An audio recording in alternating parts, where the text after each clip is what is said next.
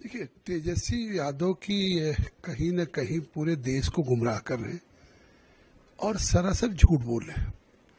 अगर वो चुनाव आयोग पे वो या राहुल गांधी एसआईआर को लेकर के जो आरोप लगाया है, चुनाव आयोग ने स्पष्ट तौर से राहुल गांधी से कहा, तेजस्वी से कहा कि अगर कोई भी आरोप में कोई सबूत हो तो दे।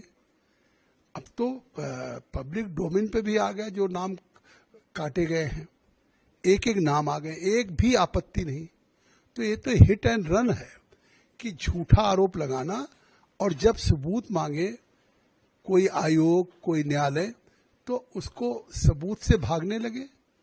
आपको याद होगा कि राहुल गांधी के नेतृत्व में चुनाव आयोग के सामने एमपीज गए, उन्होंने अंदर बुलाया कि 30 एमपी आ जाइए, लेकिन उनको चुनाव आयोग पे कोई सबूत नहीं देना है, केवल देश की संवैधानिक संस्था के प्रति लोगों को गुमराह करना, झूठ बोलना। पहले चुनाव जब हारते थे राहुल गांधी हो, तेजस्वी हो, अखिलेश हो, तो ये ठीकरा ईवीएम पे फोड़ते थे। अब की बिहार के चुनाव के पहले उन्होंने हार सुनिश्चित मान ली है, पराजय स्वीकार कर लिया, इसलिए अब मतदाता सूची पर उठा रहे हैं।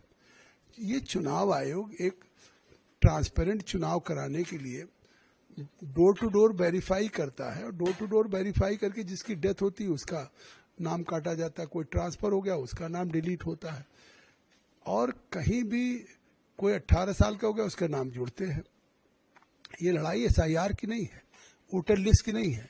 बिहार में जो रोहिंग्या हैं, बांग्लादेशी हैं, या इलीगल विदेशी कोई फॉरेनर जो इंडियन नागरिक नहीं है, उनके जो नाम काटे जा रहे हैं, जो इंटाइटल नहीं है, फर्जी वोटर के आधार पे, आईडी कार्ड के आधार पे मतदाता बन गए हैं, तो ये लड़ाई उसकी है। क्योंकि अभी तक बंगाल हो, बिहार हो या राज्यों में, ये जो बांग्लादेशी और रोहिंग्या बड़ी संख्या में आ गए हैं, इनको ममता बनर्जी हो, तेजस्वी हो, ये लड़ाई एसआईआर की नहीं, बल्कि उन अवैध रूप से इलीगल वोटर्स जो बांग्लादेशी रोहिंग्या हैं, उनकी लड़ाई लड़ रहे हैं, और जानते हैं कि अगर ये वोट कट जाएगा तो वो चुनाव सुबह 9 बजे हार जाएंगे।